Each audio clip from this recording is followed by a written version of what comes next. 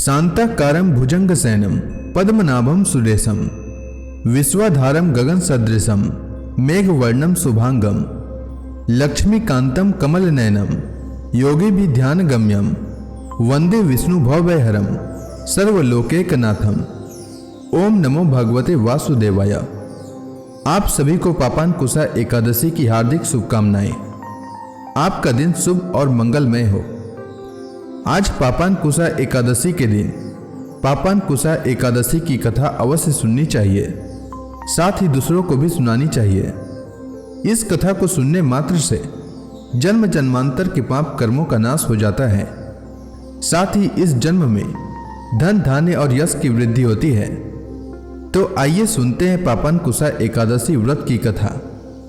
हे विष्णु भगवान, आपसे हाथ जोड़कर प्रार्थना है कि इस कथा को जो भी भक्तगण सुन रहे हैं उनके घर में धन धान्य और यश की वृद्धि हो, और साथ ही माताओं और बहनों को अखंड सौभाग्यवती होने का आशीर्वाद प्रदान करें। यदि आप कथा सुनने के पश्चात ब्राह्मण दक्षिणा, अन्नदान, द्रव्यदान, वस्त्रदान इत्यादि देना चाहते हैं तो स्क्रीन पर दिए गए गूगल पे पर भेज सकते हैं। कथा प्रारंभ करने से पहले एक बार प्रेम से बोलिए विष्णु भगवान की जय, माता लक्ष्मी की जय। धर्मराज युधिष्ठिर भगवान श्री कृष्ण से कहते हैं, हे भगवान, आश्विन शुक्ल पक्ष की एकादशी का क्या नाम है? अब आप कृपा करके इसके विधि तथा फल का वर्णन करें।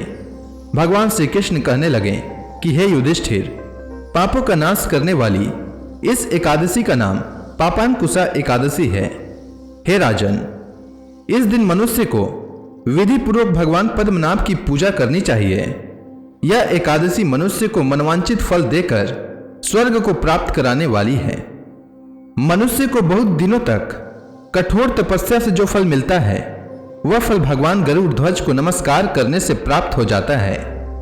जो मनुष्य अज्ञानवश अनेक पाप करते हैं परंतु हरि को नमस्कार करते हैं, वे नरक में नहीं जाते। विष्णु भगवान के नाम के कीर्तन मात्र से संसार के सब तीर्थों के पुण्य का फल मिल जाता है। जो मनुष्य श्रांग धनुषधारी भगवान विष्णु की शरण में जाता है उन्हें कभी भी यम यातना भोगनी नहीं पड़ती। जो मनुष्य वैष्णव होकर शिव की और शिव होकर विष्णु भगवान की निंदा करते हैं वे अवश्य नरक वासी होते हैं। सहस्त्रों वाजपेयी और अश्वमेध यज्ञों से जो फल प्राप्त होता है वह एकादशी के व्रत के 16वें भाग के बराबर भी नहीं होता है। संसार में एकादशी के बराबर कोई पुण्य नहीं है। इसके बराबर पवित्र तीनों लोकों में कुछ भी नहीं है। इस एकादशी के बराबर कोई व्रत नहीं है। जब तक मनुष्य पद्मनाभ की एकादशी का व्रत नहीं करते हैं तब तक उनकी देह में पाप वास कर सकते हैं।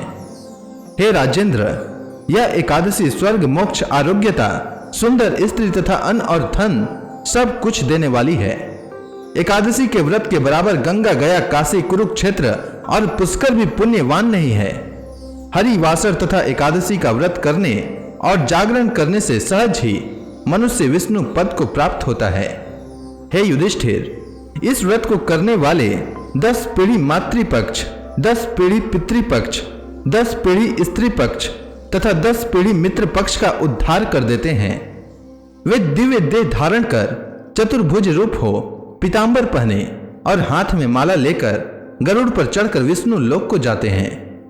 हे नृपोत्तम, बाल्यावस्था, युवावस्था और वृद्धावस्था में इस व्रत को करने से पापी मनुष्य भी दुर्गति को प्राप्त न होकर सद्गति को प्राप्त होता है। आश्विन मास के शुक्ल पक्ष की इस पापांकुशा एकादशी का व्रत जो मनुष्य करते हैं वे अंत समय में हरि लोक को प्राप्त होते हैं तथा समस्त पापों से मुक्त हो जाते हैं। सोना, तिल, भूमि, गौ, अन्न, जल, छत्री तथा जूती दान करने से मनुष्य यमराज को नहीं देखता। जो मनुष्य किसी प्रकार के पुण्य कर्म किए बिना जीवन के दिन व्यतीत करता है वह लोहार की भट्टी की तरह सांस लेता हुआ निर्जीव के समान ही है। निर्धन मनुष्यों को भी अपनी शक्ति के अनुसार दान करना चाहिए तथा धन वालों को सरोवर, बाग और मकान आदि बनवाकर दान करना चाहिए। ऐसे मनुष्यों को यम का द्वार नहीं देखना पड़ता तथा संसार में दीर्घ आयु होकर धनाढ़, कुलीन और रोग रहित रहते हैं।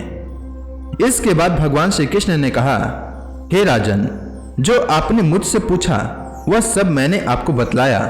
अब आपकी और क्या सुनने की इच्छा है? तब महाराज युधिष्ठिर कहते हैं कि हे भगवान, इस पापांकुशा एकादशी को किसने किया था? कृपा करके कहिए, मैं सुनना चाहता हूँ। भगवान श्री कृष्ण ने कहा, हे राजन, प्राचीन समय में विंध्य पर्वत पर क्रोधन नाम का एक बहेलिया रहता था। वह बड़ा क्रूर था। उसका सारा जीवन हिंसा, लूटपाट, मद्यपान और गलत संगति जैसे पाप कर्मों में बीता था। जब उसका अंतिम समय आया तब यमराज के दूत बहेलिये को लेने आए और यमराज ने बहेलिये से कहा कि कल तुम्हारा जीवन का अंतिम दिन है, हम तुम्हें कल लेने आएंगे। यह बात सुनकर बहेलिया बहुत भयभीत हो गया और महर्षि अंगिरा के आश्रम में पहुंचा और महर्षि अंगिरा के चरणों में गिरकर प्रार्थना करने लगा, हे ऋषिवर, मैंने जीवन भर अज्ञानतावश पाप कर्म ही किए हैं। कृपा कर मुझे कोई ऐसा उपाय बताइए जिससे मेरे सारे पाप मिट जाएं और मोक्ष की प्राप्ति हो जाए। उसके निवेदन पर महर्षि अंगिरा ने उसे आश्विन शुक्ल की पापांकुशा एकादशी का विधि पूर्वक व्रत करने को कहा। महर्षि अंगिरा के कहे अनुसार उस बहेलिये ने पापांकुशा एकादशी का व्रत किया और किए गए सारे पापों से छुटकारा पा लिया और इस व्रत पूजन के बल से भगवान की कृपा से वह विष्णु लोक को गया। जब यमराज के दूत ने इस चमत्कार को देखा तो वह हाथ मलते रह गए और बहेलिये को बिना लिए ही यमलोक वापस लौट गए। हे युधिष्ठिर, इससे बढ़कर मनुष्यों के लिए और कोई व्रत हो ही नहीं सकता। अतः मोक्ष की कामना करने वाले मनुष्यों को यह व्रत अवश्य करना चाहिए। तो प्रेम से बोलिए लक्ष्मी नारायण भगवान की जय, श्री कृष्ण भगवान की जय, समस्त देवी देवताओं की जय। एकादशी के दिन एकादशी व्रत कथा के साथ ही 11 माता की कथा भी अवश्य सुननी चाहिए। इससे व्रत का पुण्य फल प्राप्त होता है। तो आइए सुनते हैं 11 माता की कथा। एकादशी भगवान विष्णु की साक्षात शक्ति है। जिस शक्ति ने उस असुर का वध किया है जिसे भगवान भी जीत पाने में असमर्थ थे, उस शक्ति के आगे मनुष्य के पाप रूपी असुर भला कैसे टिक सकता है? जिस शक्ति ने देवताओं के कष्ट को हर कर उन्हें सुख दिया, वह प्राणी मात्र को क्या नहीं दे सकती? सुख, समृद्धि, शांति और मोक्ष, समस्त सुख सहज ही प्राप्त हो जाते हैं।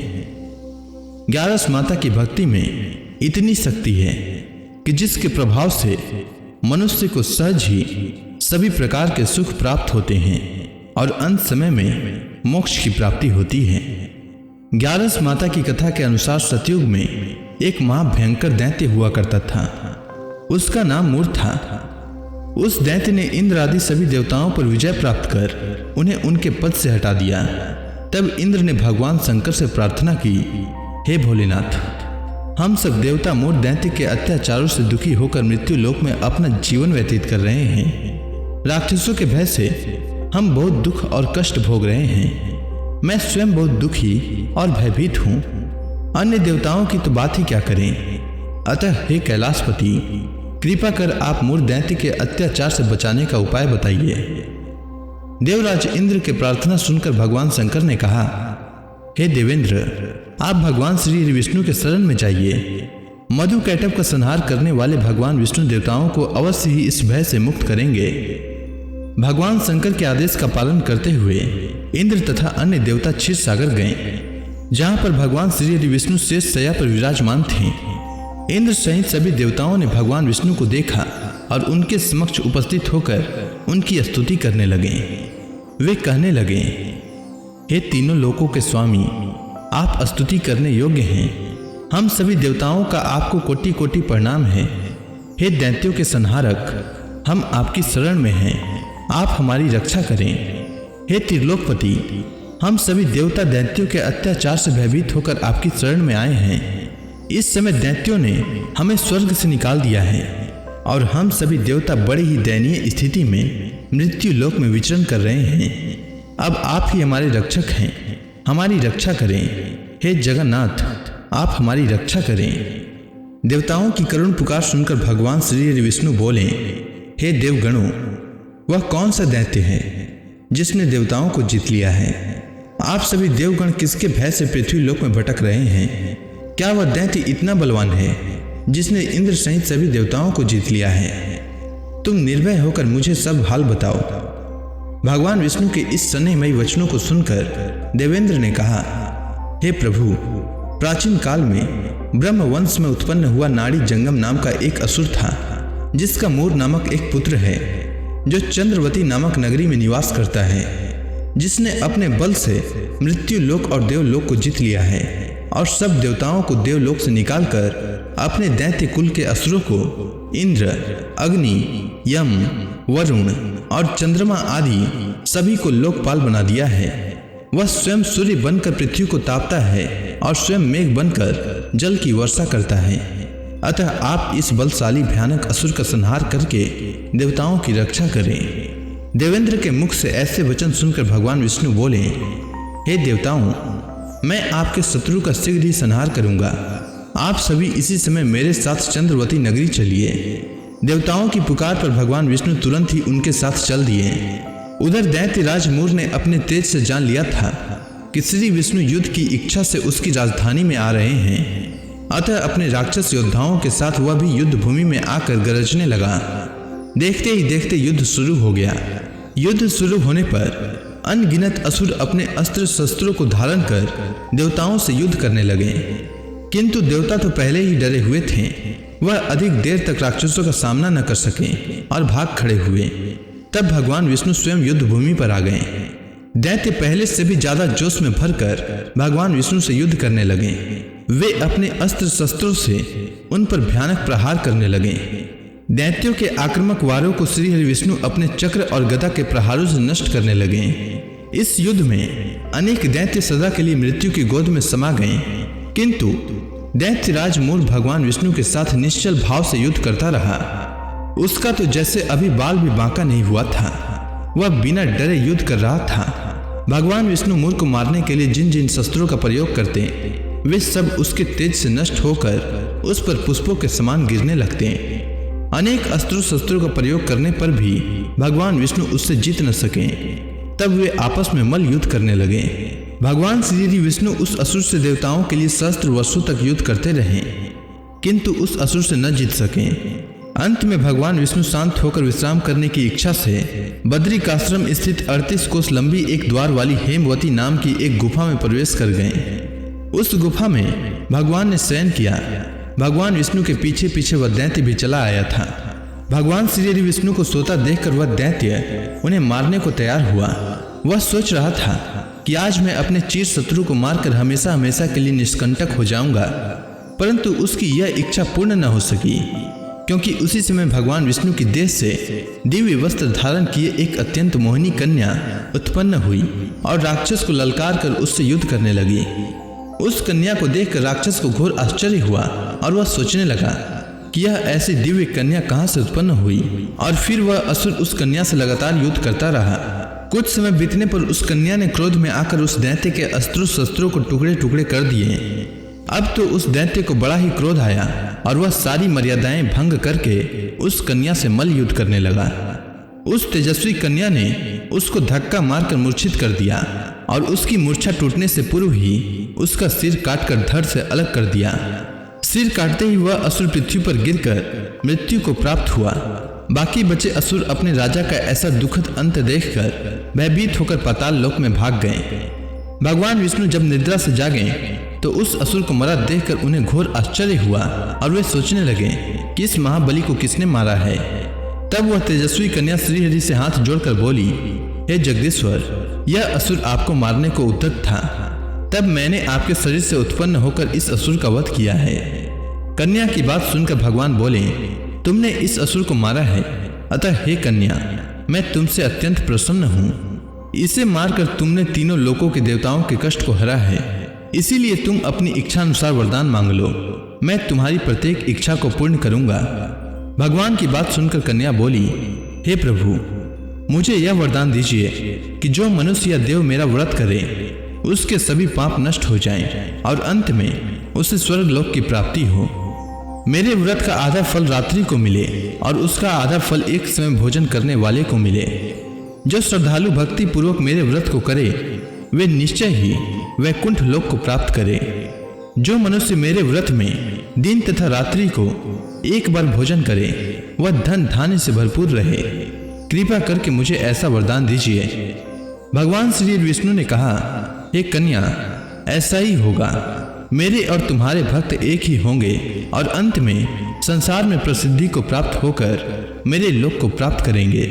हे कल्याणी, तुम एकादशी को पैदा हुई हो, इसीलिए तुम्हारा नाम भी एकादशी हुआ। तथा जो मनुष्य इस दिन व्रत करेंगे उनके समस्त पाप समूल नष्ट हो जाएंगे। तुम मेरे लिए अब तीज, अष्टमी, नवमी और 14 से भी अधिक प्रिय हो। तुम्हारे व्रत का फल सब तीर्थों के फल से भी महान होगा। यह मेरा अकाट्य कथन है। इतना कहकर भगवान श्री विष्णु उसी स्थान पर अंतर ध्यान हो गए। अब आप सभी भक्तगण हाथ जोड़कर भगवान श्री हरि का ध्यान करें। आरती होने वाली है। ओम जय एकादशी माता, मैया जय एकादशी माता। विष्णु पूजा व्रत को धारण करके, विष्णु पूजा व्रत को धारण करके शक्ति मुक्ति पाता। ओम जय एकादशी माता। तेरे नाम गिनाऊं देवी, भक्ति प्रदान करनी, भक्ति प्रदान करनी। गण गौरव की देनी माता, गण गौरव की देनी माता, शास्त्रों में बरनी। ओम जय एकादशी माता। मार्गशीर्ष कृष्ण पक्ष की उत्पन्ना, विश्व तारणी जनमी, मैया विश्व तारणी जनमी। शुक्ल पक्ष में हुई मोक्षदा, शुक्ल पक्ष में हुई मोक्षदा, मुक्तिदाता बन के भरनी। ओम जय एकादशी माता। पौष के कृष्ण पक्ष की सफला नामक है। शुक्ल पक्ष में होए पुत्रदा, आनंद अधिक रहे। ओम जय एकादशी माता। नाम सट तिला माघ मास में कृष्ण पक्ष आवे, मैया कृष्ण पक्ष आवे। शुक्ल पक्ष में जया कहावे, शुक्ल पक्ष में जया कहावे, विजय सदा पावे। ओम जय एकादशी माता। विजया फाल्गुन कृष्ण पक्ष में शुक्ला अमला की, मैया शुक्ला अमला की। पाप मोचनी कृष्ण पक्ष में चैत्र महाबली की। ओम जय एकादशी माता। चैत्र शुक्ल में नाम कामदा, धन देने वाली, मैया धन देने वाली। नाम बरूथनी कृष्ण पक्ष में बैसाख माहवाली। ओम जय एकादशी माता। शुक्ल पक्ष में होए मोहिनी, अपराज्येष्ठ कृष्ण पक्षी, मैया अपराज्येष्ठ कृष्ण पक्षी। नाम निर्जला सब सुख करने, शुक्ल पक्ष रखी। ओम जय एकादशी माता। योगिनी नाम आषाढ़ में जानो, कृष्ण पक्ष करनी, मैया कृष्ण पक्ष करनी। देवसैनी नाम कहायो, शुक्ल पक्ष धरनी। ओम जय एकादशी माता। कामिका श्रावण मास में आवे, कृष्ण पक्ष कहिए। श्रावण शुक्ला होए पवित्रा, आनंद से रहिए। ओम जय एकादशी माता। अजा भाद्रपद कृष्ण पक्ष की परिवर्तनी शुक्ला, मैया परिवर्तनी शुक्ला। इंद्राश्विन कृष्ण पक्ष में व्रत से भव सागर निकला। ओम जय एकादशी माता। पापांकुश है शुक्ल पक्ष में आप हरण हारी, मैया आप हरण हारी। रमा मास कार्तिक में आवे सुखदायक भारी। ओम जय एकादशी माता। देवोत्थान शुक्ल पक्ष की दुख नाशक मैया, पावन मास में करो विनती पार करो नैया। ओम जय एकादशी माता। परमा कृष्ण पक्ष में होती जन मंगल करनी, मैया जन मंगल करनी। शुक्ल मास में होए पद्मिनी दुख दरिद्र हरनी। ओम जय एकादशी माता। जो कोई आरती एकादशी की भक्ति सहित गावे, मैया भक्ति सहित गावे। जन गुरु दिता स्वर्गवासा निश्चय वह पावे। ओम जय एकादशी माता। तो प्रेम से बोलिए विष्णु भगवान की।